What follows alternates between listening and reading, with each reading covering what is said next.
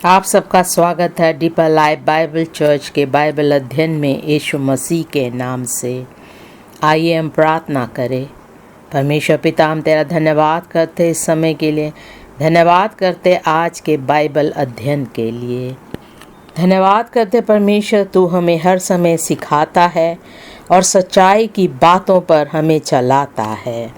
प्रार्थना करते परमेश्वर आज जो हम तेरा वचन सुनने जा रहे हैं, पवित्र आत्मा हमें सिखाएगा, पवित्र आत्मा हमारी अगुवाई करेगा और पूरी तरह सच्चाई की बातें हम जान सकेंगे यीशु मसीह के नाम से। प्रार्थना करते परमेश्वर तेरे वचन के प्रकाशन के द्वारा हमारा जीवन भी चमकेगा यीशु मसीह के नाम से। प्रार्थना करते परमेश्वर तू हमें अपने पवित्र आत्मा के द्वारा अगुवाई कर और तू हमें तेरे वचन का और ज्ञान दे यीशु मसीह के नाम से। प्रार्थना करते परमेश्वर हम पूरी तरह से समर्पित होके तेरे वचनों को सुनने वाले हो। धन्यवाद करते परमेश्वर तूने हमारी प्रार्थना सुनी। प्रभु यीशु मसीह के नाम से मांगते हैं, आमीन। आज हम देखेंगे मरकुस 14 का 1 से 21वें वाक्य तक। मरकुस 14 का 1 से लेकर 21वें वाक्य तक। और आज हमारा विषय है अंतिम फसह की तैयारी। अंतिम फसह की तैयारी। हमने फसह के बारे में पहले भी सुना है, जो निर्गमन की किताब 12 से शुरू होता है। इज़राइल के बच्चों को उस फसह में भाग लेना था।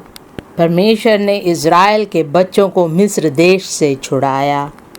वहाँ से छुड़ाने के बाद परमेश्वर ने उन्हें छुटकारे के बारे में बताया। उन्हें एक बछड़ा लेना था जिसमें कोई दाग नहीं होता। उन्हें उस भेड़ को रखना था और जिस दिन उनसे कहा जाएगा उस दिन उन्हें उस भेड़ का बलिदान करना था। परमेश्वर ने उनसे कहा था कि मृत्यु का स्वर्गदूत वहाँ से निकलेगा। पूरे मिस्र देश में परमेश्वर का न्याय लोगों पर आने वाला था। हमें ये बात बताती है कि परमेश्वर का क्रोध इस संसार में और उसका न्याय संसार के लोगों के ऊपर है, और जो उस न्याय से बचना चाहते हैं उनके लिए परमेश्वर ने कुछ तैयार किया था। परमेश्वर ने उनसे कहा था कि वो अपने दरवाजे पर उस भेड़ का लहू लगाएंगे। परमेश्वर ने उनसे कहा, जब स्वर्गदूत तुम्हारे दरवाजे से निकलेगा और उस लहू को देखेगा वो वहाँ से चला जाएगा। जब उन्होंने ऐसा किया तो इज़राइल के बच्चे अपने घरों में सुरक्षित थे। उन्हें अपने घर के बाहर नहीं जाना था। उस लहू की सुरक्षा में उन्हें अपने घर में ही रहना था। मिस्रियों के घर में जहाँ लहू नहीं था, वहाँ से जब स्वर्गदूत निकला तो उस घर के सबसे बड़े पुत्र की मृत्यु हो गई थी। उनके घर का सबसे बड़ा बेटा और जो जानवर थे उनको भी मार दिया गया था। जिस भेड़ को उन्होंने मारा था उसका मांस भी उन्हें खाना था। अब इन लोगों को अंतिम फसह की तैयारी करनी थी। यीशु मसीह अपने चेलों को बता रहा था कि उनके बीच में से एक उसका तिरस्कार करेगा और वो मारा जाएगा। अंतिम फसह की तैयारी, इस विषय को हम 3 भाग में बांटेंगे। पहला है उसके देह को अभिषेक करने का दाम। उसके देह को अभिषेक करने का दाम। उसका देह जिसमें कोई पाप नहीं था, दाग नहीं था। जिस भेड़ का उन्हें बलिदान करना था उसमें भी कोई दाग या धब्बा नहीं होना चाहिए था। उसमें कोई कमी घटी नहीं होनी चाहिए थी। और वो भेड़ जो यीशु मसीह आने वाला था उसे दर्शाता है। यीशु मसीह में कोई पाप नहीं, दाग नहीं, उसमें कोई कमी घटी नहीं थी। जिस तेल से यीशु मसीह का अभिषेक हुआ था उसके दाम के बारे में हम देखेंगे। दूसरा भाग है अख़मीरी रोटी के साथ फसह का निश्चित होना। अख़मीरी रोटी के साथ फसह का निश्चित होना। अख़मीरी रोटी पाप को दर्शाता है। तीसरा भाग है विश्वासघाती के लिए पूर्ण विनाश। विश्वासघाती के लिए पूर्ण विनाश। यीशु मसीह ने बार बार उन्हें चेतावनी दी थी कि उनके बीच में से कोई उसका तिरस्कार करेगा, कोई विश्वासघात करेगा।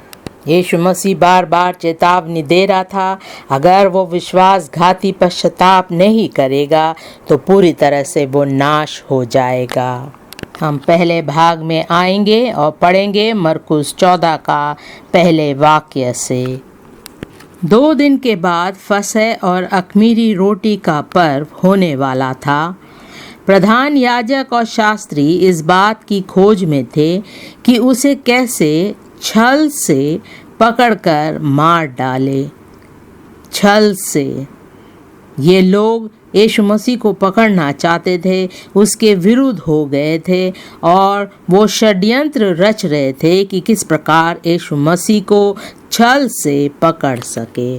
दूसरा वाक्य, परंतु कहते थे पर्व के दिन नहीं, कहीं ऐसा ना हो कि लोगों में बलवा मचे।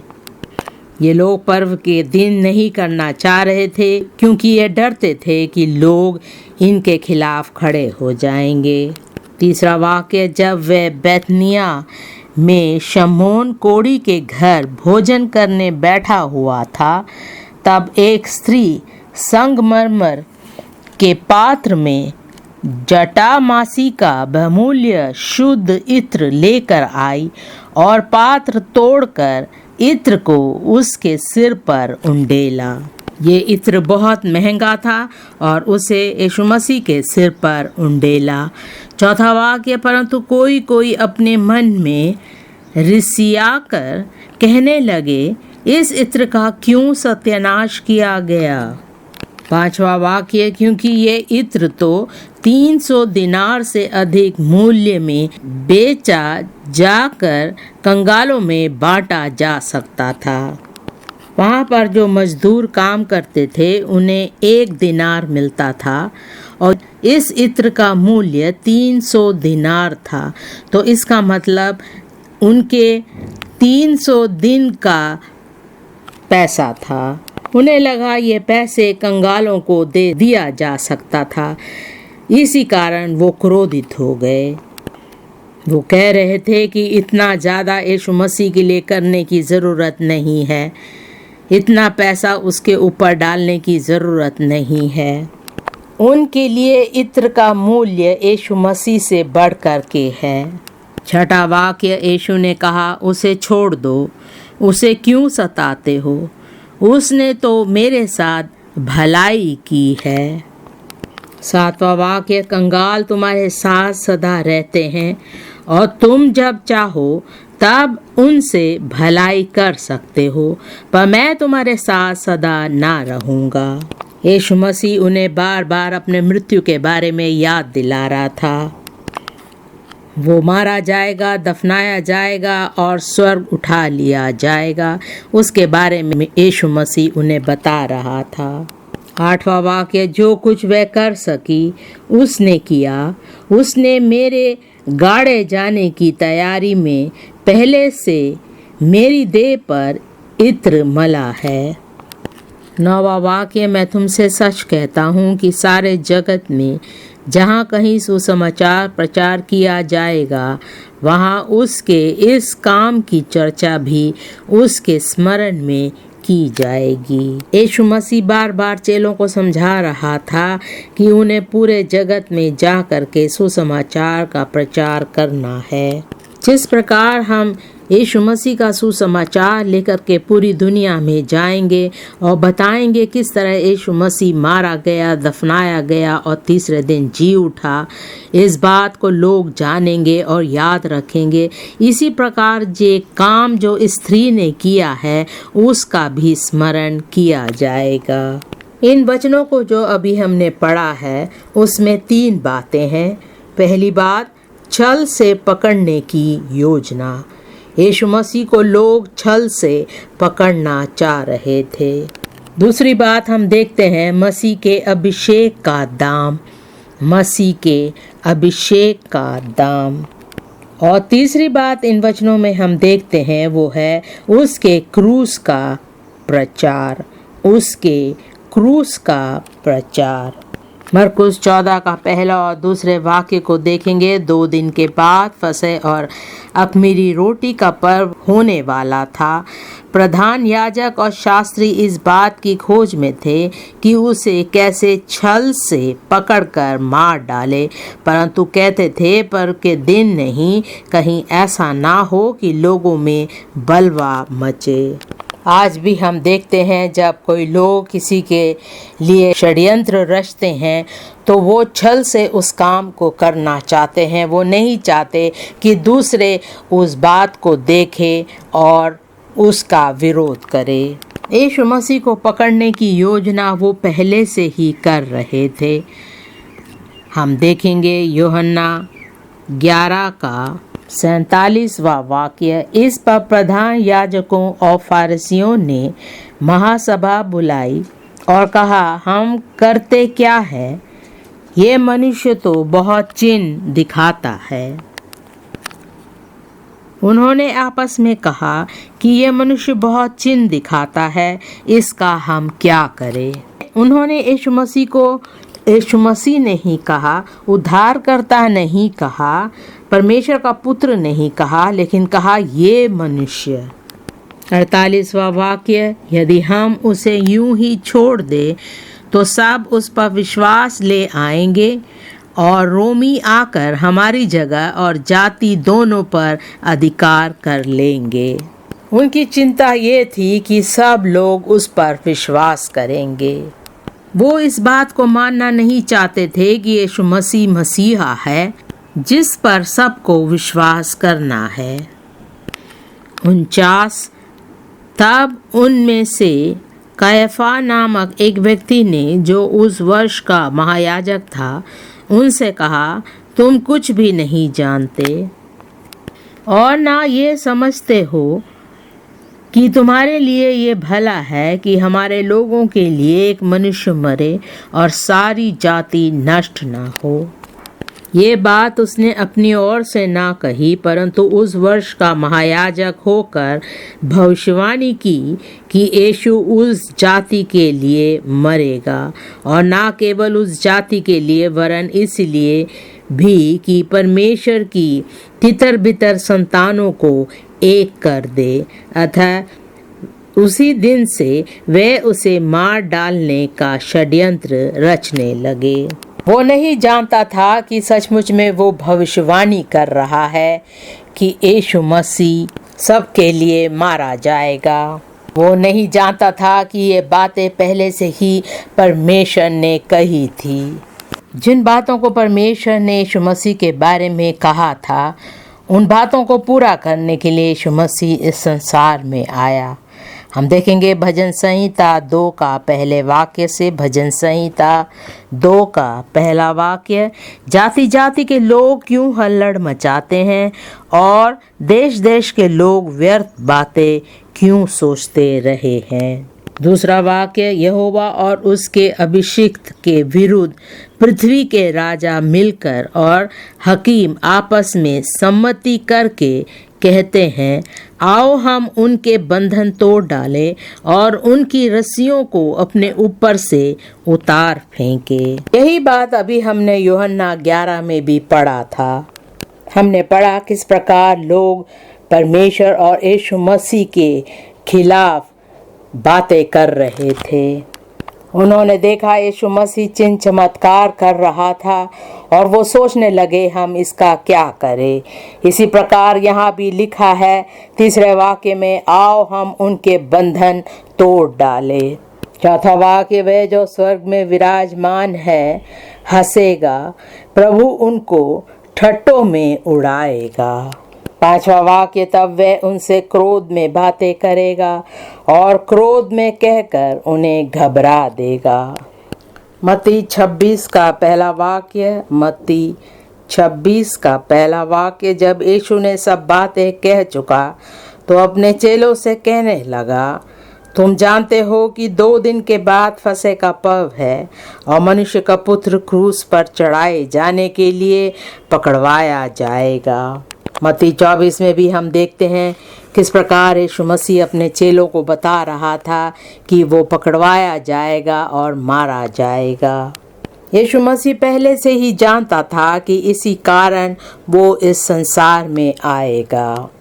तीसरा वाक्य, तब प्रधान याजक और प्रजा के पुण्य काइफा नामक महायाजक के आंगन में इकट्ठा हुए और आपस में विचार करने लगे कि यीशु को छल से पकड़कर मार डाले, परंतु वह कहते थे, पर्व के समय नहीं, कहीं ऐसा ना हो कि लोगों में बलवा मच जाए।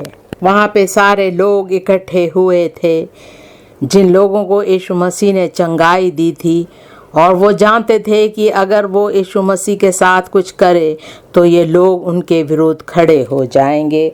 जिस प्रकार हम पेंतिकोस्त के दिन में भी देखते हैं, लोग जगह जगह से वहाँ पर इकट्ठे हुए।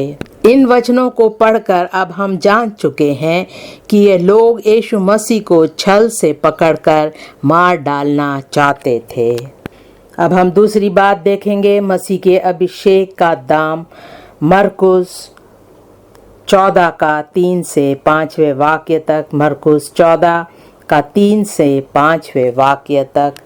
जब वह बैतनिया में शमौन कोढ़ी के घर भोजन करने बैठा हुआ था, तब एक स्त्री संगमरमर के पात्र में जटामासी का बहुमूल्य शुद्ध इत्र लेकर आई और पात्र तोड़कर इत्र को उसके सिर पर उंडेला। परंतु कोई कोई अपने मन में रिसिया कर कहने लगे, इस इत्र का क्यों सत्यानाश किया गया, क्योंकि यह इत्र तो 300 दिनार से अधिक मूल्य में बेचा जाकर कंगालों में बांटा जा सकता था। यीशु मसीह ने इन लोगों के लिए बड़े बड़े काम किए और इसी कारण इस स्त्री ने उस इत्र को यीशु मसीह के सिर पर उंडेला। तो इसमें कोई बुरी बात नहीं है, ये तो अच्छी बात है। लेकिन ये लोग प्रसन्न नहीं थे क्योंकि वो स्त्री यीशु मसीह का आदर कर रही थी। कई बार हम देखते हैं जब लोग अपना जीवन यीशु मसीह को समर्पित करते हैं, जो कुछ भी वो कर रहे हो उन बातों को छोड़कर वो पूरी तरह से यीशु मसीह के पीछे चलते हैं, तो लोग कहते हैं कितनी गलत बात है, इसने अपना जीवन व्यर्थ कर दिया है। लोग कहने लगेंगे ये अपने कार्य में आगे बढ़ सकता था और बहुत बड़े काम कर सकता था, लेकिन इसने यीशु मसीह के लिए अपना जीवन समर्पित किया और उसके पीछे हो लिए। इसी प्रकार इन लोगों ने कहा कि इस स्त्री ने इस इत्र का सत्यानाश कर दिया है।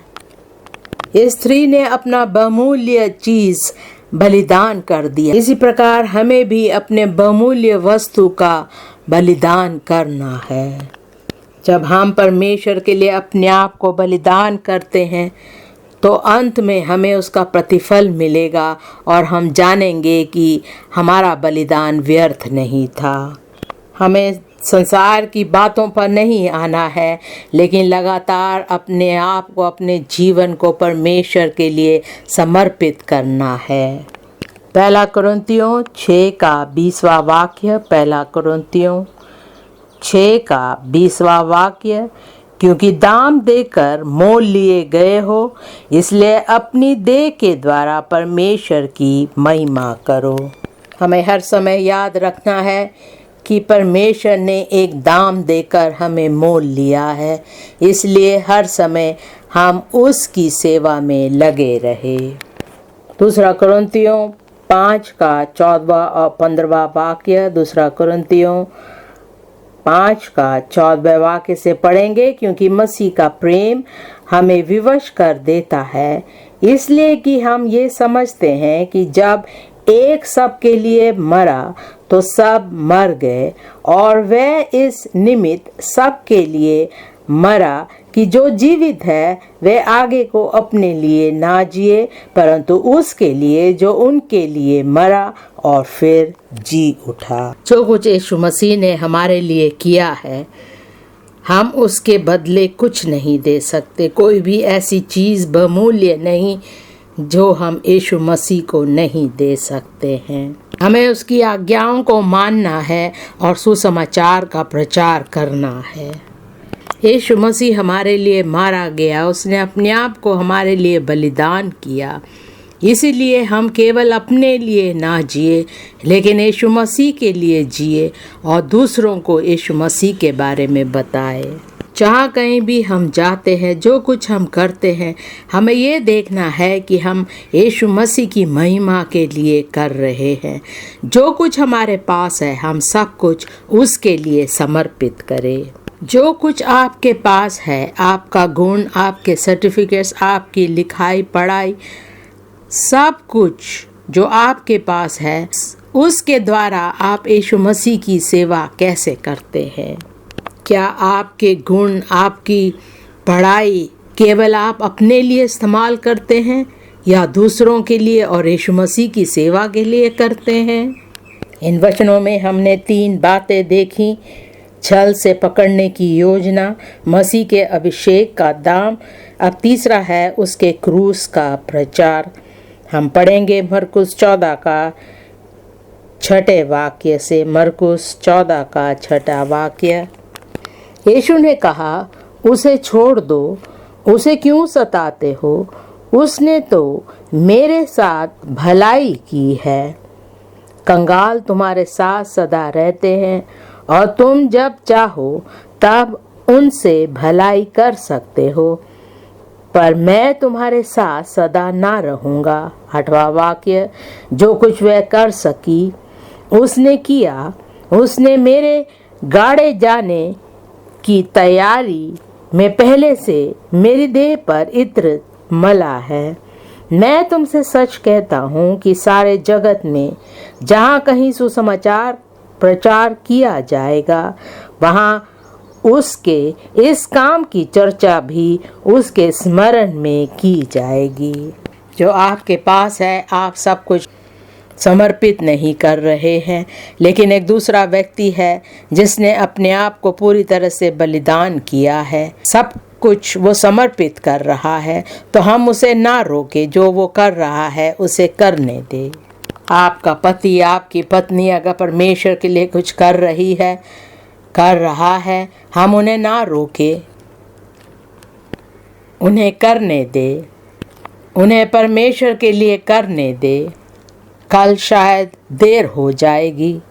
हमें परमेश्वर ने आज मौका दिया है तो हम उसके कार्य को पूरे दिल से करें। आज हम किसी व्यक्ति को देख रहे हैं, कल शायद हम उन्हें ना देखें। इसलिए जब कभी हमें मौका मिलता है, हम परमेश्वर के वचन का प्रचार करें। 1 कुरिन्थियों 1 का 18वां वाक्य। 1 कुरिन्थियों 1 का 18वां वाक्य। क्योंकि क्रूस की कथा नाश होने वालों के लिए मूर्खता है, परंतु हम उद्धार पाने वालों के लिए परमेश्वर की सामर्थ है। दुनिया के लोग कहते हैं कि सारे धर्म एक ही तरफ जा रहे हैं, कोई भी रास्ता हम ले सकते हैं। ऐसा नहीं है। केवल यीशु मसीह के नाम से हमें उद्धार मिलता है। जब हम यीशु मसीह का नाम ऊंचा उठाते हैं, उस क्रूस की कथा को दूसरों को सुनाते हैं, तो बहुत से लोग सच्चाई को जानेंगे और यीशु मसीह के पास आएंगे। यीशु मसीह ही जीवन, सत्य और मार्ग है। यीशु मसीह के बिना हम परमेश्वर के पास नहीं पहुंच सकते। उसी का 23वां वाक्य। परंतु हम तो उस क्रूस पर चढ़ाए हुए मसीह का प्रचार करते हैं, जो यहूदियों के लिए ठोकर का कारण और अन्य जातियों के लिए मूर्खता है, परंतु जो बुलाए हुए हैं, क्या यहूदी क्या यूनानी, उनके निकट मसीह परमेश्वर की सामर्थ और परमेश्वर का ज्ञान है। रोमियो 5 का 8वां वाक्य। रोमियो 5 का 8वां वाक्य, परंतु परमेश्वर हम पर अपने प्रेम की भलाई इस रीति से प्रकट करता है कि जब हम पापी ही थे तभी मसीह हमारे लिए मरा। यही हमारा प्रचार होना चाहिए। 11वां वाक्य केवल यही नहीं, परंतु हम अपने प्रभु यीशु मसीह के द्वारा, जिसके द्वारा हमारा मेल हुआ है, परमेश्वर में आनंदित होते हैं। 1 यूहन्ना 2 का पहला और दूसरा वाक्य। 1 यूहन्ना 2 का पहला और दूसरा वाक्य। हे मेरे बालकों, मैं ये बातें तुम्हें इसलिए लिखता हूँ कि तुम पाप ना करो, और यदि कोई पाप करे तो पिता के पास हमारा एक सहायक है, अर्थात धर्मी यीशु मसीह, और वही हमारे पापों का प्रायश्चित है, और केवल हमारे ही नहीं वरन सारे जगत के पापों का भी। यीशु मसीह केवल हमारे पापों के लिए नहीं, पर इस संसार के सब लोगों के लिए मारा गया। वो हमारे लिए एक प्रायश्चित बना। यही बात हमें सबको बताना है। हम विषय के दूसरे भाग में आएंगे, आखिरी रोटी के साथ फसह का निश्चित होना। मरकुस 14 का 12 से 16वें वाक्य तक पढ़ेंगे। मरकुस 14 का 12वें वाक्य से पढ़ेंगे। अख़मीरी रोटी के पर्व के पहले दिन, जिसमें वे फसह का बलिदान करते थे, उसके चेलों ने उससे पूछा, तू कहाँ चाहता है कि हम जाकर तेरे लिए फसह खाने की तैयारी करें? उसने अपने चेलों में से 2 को यह कहकर भेजा, नगर में जाओ और एक मनुष्य जल का घड़ा उठाए हुए तुम्हें मिलेगा, उसके पीछे हो लेना, और वह जिस घर में जाए उस घर के स्वामी से कहना, गुरु कहता है कि मेरी पाहुना शाला जिसमें मैं अपने चेलों के साथ फसह खाऊं कहाँ है? 15वां वाक्य, वह तुम्हें एक सजी सजाई और तैयार की हुई बड़ी अटारी दिखा देगा, वहाँ हमारे लिए तैयार करो। चेले निकलकर नगर में आए और जैसा उसने उनसे कहा था वैसा ही पाया और फसह तैयार किया। जो कुछ यीशु मसीह ने चेलों को बताया वैसे ही उन्होंने पाया, और वो जानते थे कि जो बातें यीशु मसीह कह रहा है वो पूरा होगा। वचन में लिखा है, आकाश और पृथ्वी टल जाएगी लेकिन मेरा वचन कभी नहीं टलेगा। हम देखते हैं इस फसह में पहला फसह है, दूसरा है अंतिम फसह, और तीसरा है पूर्ण फसह। हम पहले फसह के बारे में देखेंगे। निर्गमन 12 का 5वें वाक्य से। निर्गमन 12 का 5वां वाक्य, तुम्हारा मेमना निर्दोष और 1 वर्ष का नर हो, और उसे चाहे भेड़ों में से लेना चाहे बकरियों में से। 6वां वाक्य, और इस महीने के 14वें दिन तक उसे रख छोड़ना, और उस दिन गोधूली के समय इज़राइल की सारी मंडली के लोग उसे बलि करे। हर परिवार को एक मेमना लेना है जो निर्दोष है और उसे बलि चढ़ाना है। उन्हें उसका लहू चौखट के सिरे पर लगाना है। 12वां वाक्य, क्योंकि उस रात को मैं मिस्र देश के बीच में होकर जाऊंगा, और मिस्र देश के क्या मनुष्य क्या पशु सबके पहलौठों को मारूंगा, और मिस्र के सारे देवताओं को भी मैं दंड दूंगा। मैं यहोवा हूँ। और जिन घरों में तुम रहोगे उन पर वह लहू तुम्हारे लिए चिन्ह ठहरेगा, अर्थात मैं उस लहू को देखकर तुमको छोड़ जाऊंगा, और जब मैं मिस्र देश के लोगों को मारूंगा तब वह विपत्ति तुम पर ना पड़ेगी और तुम नष्ट ना होंगे। परमेश्वर इज़राइल के लोगों को बचाए रखेगा, सुरक्षित रखेगा। ये बातें परमेश्वर ने उन्हें बताई थी, और पीढ़ी पीढ़ी तक वो इस पर्व को मनाते रहे। गिनती 9 का दूसरा वाक्य, गिनती की किताब 9 का दूसरा वाक्य। इज़राइली फसह नामक पर्व को उसके नियत समय पर मनाया करे। व्यवस्था विवरण 16 का पहला और दूसरा वाक्य। व्यवस्था विवरण 16 का पहला और दूसरा वाक्य। अबीब महीने को स्मरण करके अपने परमेश्वर यहोवा के लिए फसह का पर्व मनाना, क्योंकि अबीब महीने में तेरा परमेश्वर यहोवा रात को तुझे मिस्र से निकाल लाया। इसलिए जो स्थान यहोवा अपने नाम का निवास ठहराने को चुन लेगा, वही अपने परमेश्वर यहोवा के लिए भेड़ बकरियां और गाय बैल फसह करके बलि करना। इस फसह के पर्व के बाद यीशु मसीह ने प्रभु भोज का आरंभ किया। परमेश्वर के लोग होने के नाते जब हम इकट्ठा होते हैं, हमें प्रभु भोज में भाग लेना चाहिए। ऐसा नहीं कि सब अपने अपने घर में प्रभु भोज लेने लग जाए, लेकिन हमें जिस जगह में परमेश्वर ने चुना है, जहाँ पर उसका नाम है, वहाँ पे हमें प्रभु भोज लेना है। सारी आदर महिमा हमें परमेश्वर को देना है।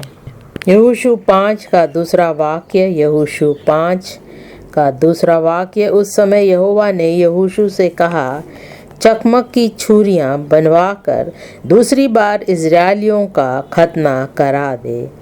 ये ऐसे लोग थे जिनका पहले खतना नहीं हुआ था और परमेश्वर ने आज्ञा दी कि उनका खतना करे। 5वां वाक्य, जो पुरुष मिस्र से निकले थे उन सब का तो खतना हो चुका था, परंतु जितने उनके मिस्र से निकलने पर जंगल के मार्ग में उत्पन्न हुए, उनमें से किसी का खतना न हुआ था। उसी का 8वां वाक्य पढ़ेंगे। और जब उस सारी जाति के लोगों का खतना हो चुका, तब वे चंगे हो जाने तक अपने अपने स्थान पर छावनी में रहे। तब यहोवा ने यहोशू से कहा, तुम्हारी नामधराई जो मिस्रियों में हुई है, उसे मैंने आज दूर की है।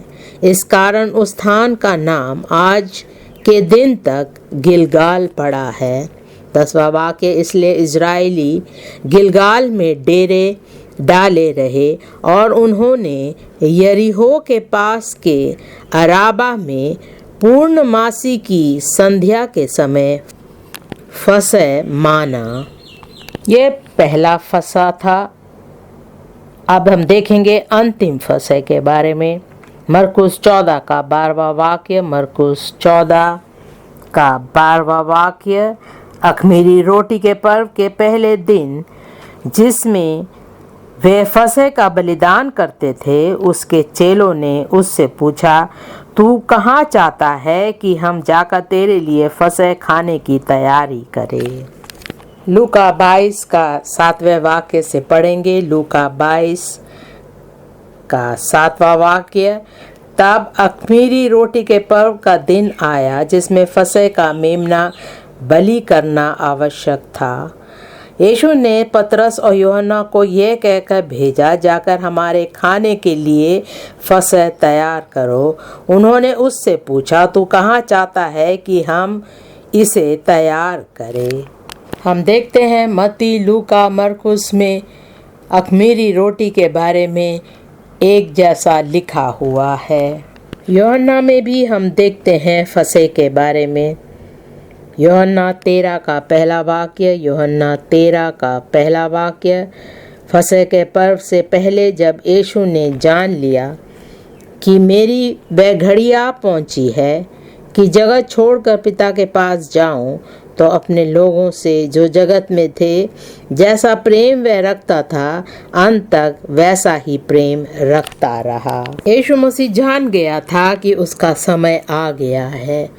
अगर हम भी जाने कि हमारा समय आ गया है, हमें मौका मिल रहा है परमेश्वर के वचन का प्रचार करने के लिए, तो हम उस मौके को ना खोए, हमें प्रचार करना है। हमने पहला फसह देखा, अंतिम फसह के बारे में देखा। अब हम देखेंगे पूर्ण फसह के बारे में। पहला कुरिन्थियों 5 का 7वें वाक्य से पढ़ेंगे। पहला कुरिन्थियों 5 का 7वां वाक्य। पुराना खमीर निकालकर अपने आप को शुद्ध करो कि नया गूंदा हुआ आटा बन जाओ, ताकि तुम अख़मीरी रोटी हो।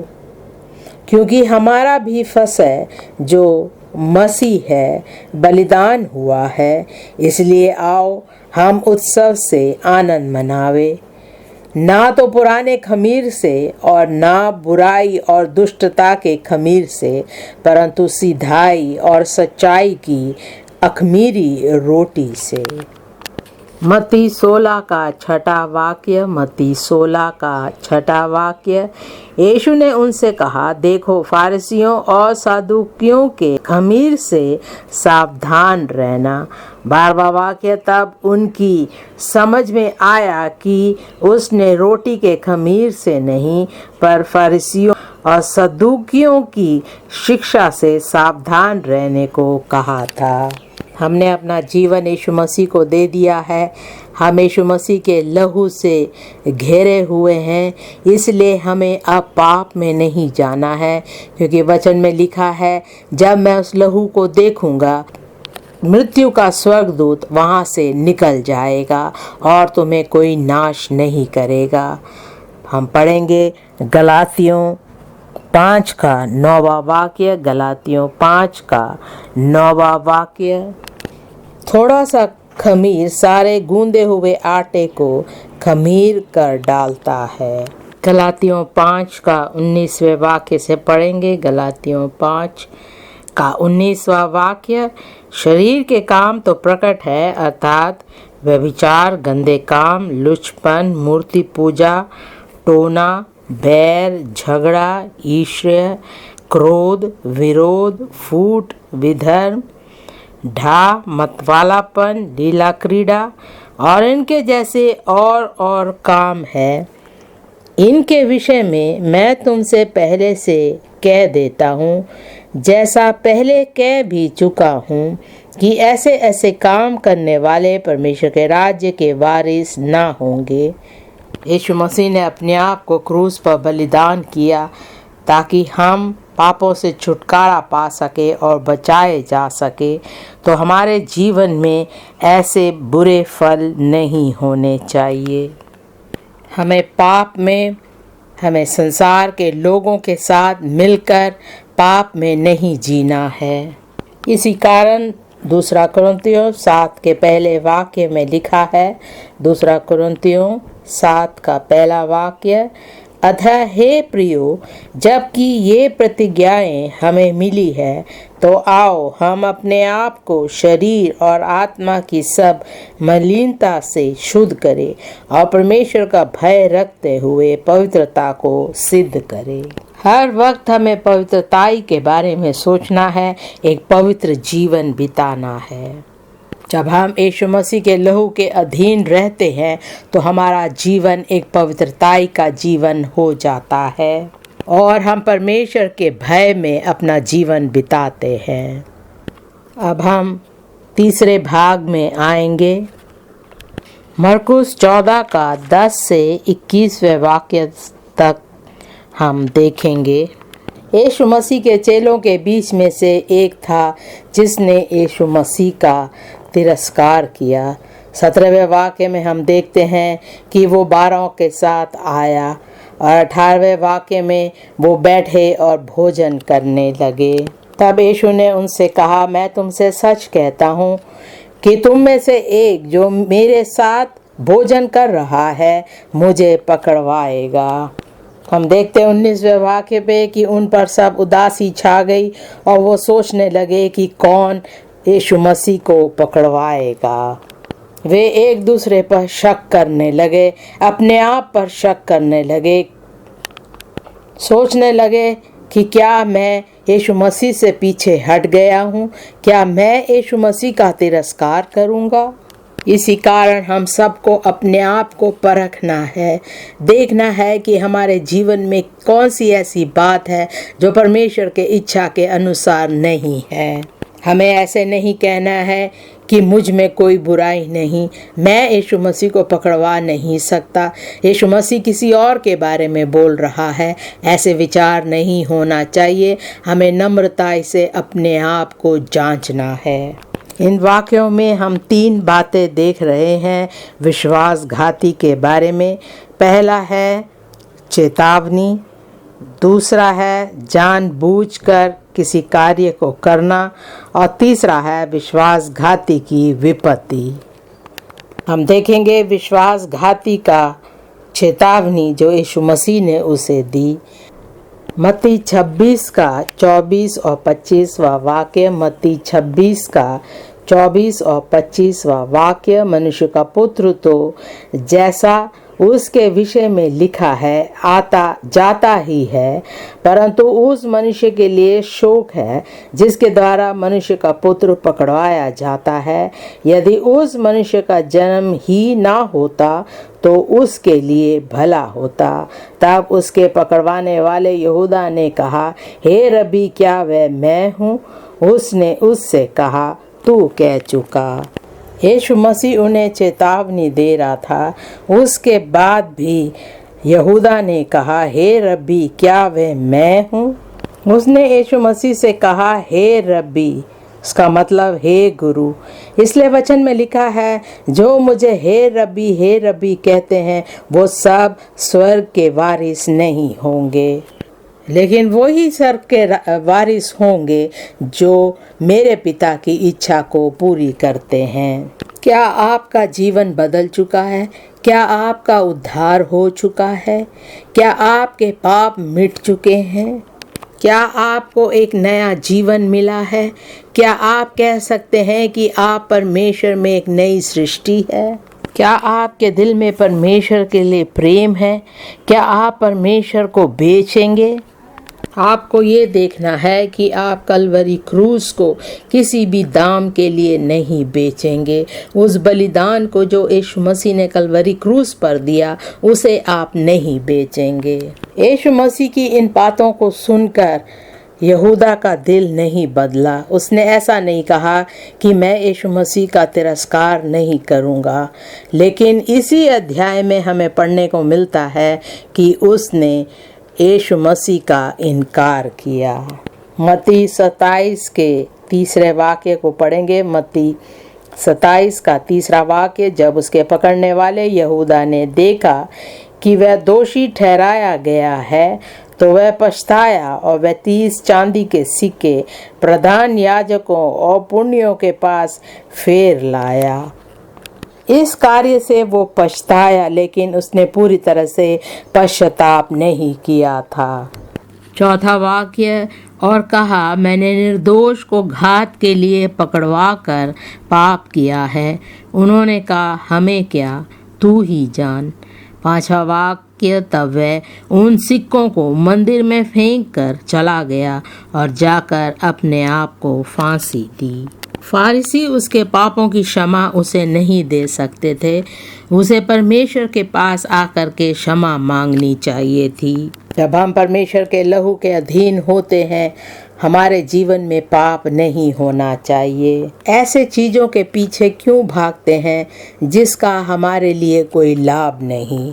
प्रेरितों के काम 1 अध्याय के 16वें वाक्य से हम पढ़ेंगे। प्रेरितों के काम 1 का 16वां वाक्य, हे भाइयों, अवश्य था कि पवित्र शास्त्र का वह लेख पूरा हो जो पवित्र आत्मा ने दाऊद के मुख से यहूदा के विषय में, जो यीशु के पकड़वाने वालों का अगुआ था, पहले से कहा था।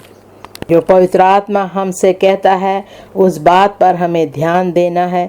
जो परमेश्वर का वचन हमसे कहता है, जो यीशु मसीह हमसे कहता है, उन बातों को हमें ध्यान से सुनना है। 17वां वाक्य, क्योंकि वह तो हम में गिना गया और इस सेवकाई में सहभागी हुआ। 18वां वाक्य, उसने अधर्म की कमाई से एक खेत मोल लिया और सिर के बल गिरा और उसका पेट फट गया और उसकी सब अंतड़ियां निकल पड़ी। इस बात को यरूशलेम के सब रहने वाले जान गए, यहाँ तक कि उस खेत का नाम उनकी भाषा में हकलदमा अर्थात लहू का खेत पड़ गया। भजन संहिता में लिखा है, उसका घर उजड़ जाए और उसमें कोई ना बसे और उसका पद कोई दूसरा ले ले। उसी का 25वां वाक्य कि वह इस सेवकाई और प्रेरिताई का पद ले जिसे यहूदा छोड़कर अपने स्थान को चला गया। वो हमेशा हमेशा के लिए नरक चला गया। दूसरी बात हम देखेंगे कि जानबूझकर उसने ये कार्य किया। विश्वासघात लोग जब बुरे काम करते हैं तो वो एक बार भी नहीं सोचते हैं कि वो क्या कर रहे हैं। जब दूसरे उन्हें समझाते हैं तो वो कहते हैं हम कोई गलत काम नहीं कर रहे हैं। जानबूझकर वो गलत काम करते हैं और कहते हैं कि परमेश्वर उन्हें क्षमा कर देगा। मरकुस 14 के 10वें और 11वें वाक्य में हम देखते हैं किस प्रकार उसने यीशु मसीह को पकड़वाया। मत्ती 26 का 14वें वाक्य से पढ़ेंगे। मत्ती 26 का 14वां वाक्य, तब यहूदा इस्करियोती ने जो 12 चेलों में से एक था, प्रधान याजकों के पास जाकर कहा, यदि मैं उसे तुम्हारे हाथ पकड़वा दूं तो मुझे क्या दोगे? उन्होंने उसे 30 चांदी के सिक्के तोल कर दे दिए और वह उसी समय से उसे पकड़वाने का अवसर ढूंढने लगा। उसने जानबूझकर यीशु मसीह को पकड़वाया। लूका 22 का 3रे वाक्य से पढ़ेंगे। लूका 22 का 3रा वाक्य, तब शैतान यहूदा में समाया जो इस्करियोती कहलाता और 12 चेलों में गिना जाता था। उसने जाकर प्रधान याजकों और पहरुओं के सरदारों के साथ बातचीत की कि उसको किस प्रकार उनके हाथ पकड़वाए। वे आनंदित हुए और उसे रुपए देने का वचन दिया। उसने मान लिया और अवसर ढूंढने लगा कि जब भीड़ ना हो तो उसे उनके हाथ पकड़वा दे। शैतान ने उससे ऐसा काम करवाया। मेरी प्रार्थना है कि शैतान आपके जीवन में गलत काम आपसे ना करवाए, यीशु मसीह के नाम से। इब्रानियों 10 का 26वें वाक्य से पढ़ेंगे। इब्रानियों 10 का 26वां वाक्य, क्योंकि सच्चाई की पहचान प्राप्त करने के बाद यदि हम जानबूझकर पाप करते रहे तो पापों के लिए फिर कोई बलिदान बाकी नहीं। हाँ, दंड का एक भयानक बाट जोना और आग का ज्वलन बाकी है जो विरोधियों को भस्म कर देगा। 28वां वाक्य, जब मूसा की व्यवस्था का ना मानने वाला 2 या 3 जनों की गवाही पर बिना दया के मार डाला जाता है तो सोच लो कि वह कितने और भी भारी दंड के योग्य ठहरेगा जिसने परमेश्वर के पुत्र को पांव से रौंदा और वाचा के लहू को जिसके द्वारा वह पवित्र ठहराया गया था अपवित्र जाना है और अनुग्रह के आत्मा का अपमान किया। 30वां वाक्य, क्योंकि हम उसे जानते हैं जिसने कहा, पलटा लेना मेरा काम है, मैं ही बदला दूंगा। और फिर यह कि प्रभु अपने लोगों का न्याय करेगा। जीवते परमेश्वर के हाथों में पड़ना भयानक बात है। अब हम तीसरी बात देखेंगे, विश्वासघात की विपत्ति। विश्वासघात की विपत्ति। मरकुस 14 का 21वां वाक्य। मरकुस 14 का 21वां वाक्य, क्योंकि मनुष्य का पुत्र तो जैसा उसके विषय में लिखा है जाता ही है, परंतु उस मनुष्य पर हाय जिसके द्वारा मनुष्य का पुत्र पकड़वाया जाता है। यदि उस मनुष्य का जन्म ही ना होता तो उसके लिए भला होता। लूका 22 का 21 और 22वां वाक्य। लूका 22 का 21 और 22वां वाक्य, पर देखो मेरे पकड़वाने वाले का हाथ मेरे साथ मेज पर है, क्योंकि मनुष्य का पुत्र तो जैसे उसके लिए ठहराया गया जाता ही है, पर हाय उस मनुष्य पर जिसके द्वारा वह पकड़वाया जाता है। यहूदा 1 का 11वें वाक्य से पढ़ेंगे। यहूदा 1 का 11वां वाक्य। उन पर हाय, क्योंकि वे कैन की सी चाल चले और मजदूरी के लिए बिलाम के समान भ्रष्ट हो गए हैं और कोरा के समान विरोध करके नष्ट हुए हैं। 12वां वाक्य। ये तुम्हारी प्रेम सभाओं में तुम्हारे साथ खाते पीते समुद्र में छिपी हुई चट्टान सरीखे हैं और बेधड़क अपना ही पेट भरने वाले रखवाले हैं। वे निर्जल बादल हैं जिन्हें हवा उड़ा ले जाती है, पतझड़ के निष्फल पेड़ है जो 2 बार मर चुके हैं और जड़ से उखड़ गए हैं। ये समुद्र के प्रचंड हिलकोरे हैं जो अपनी लज्जा का फेन उछालते हैं। ये डावाडोल तारे हैं जिनके लिए सदा काल तक घोर अंधकार रखा गया है। मत्ती 23 का 27वें वाक्य से पढ़ेंगे। मत्ती 23 का 27वां वाक्य। हे कपटी शास्त्रियों और फारिसियों, तुम पर हाय, तुम चूना फिरी हुई कब्रों के समान हो, जो ऊपर से तो सुंदर दिखाई देते हैं, परंतु भीतर मुर्दों की हड्डियों और सब प्रकार की मलिनता से भरी है।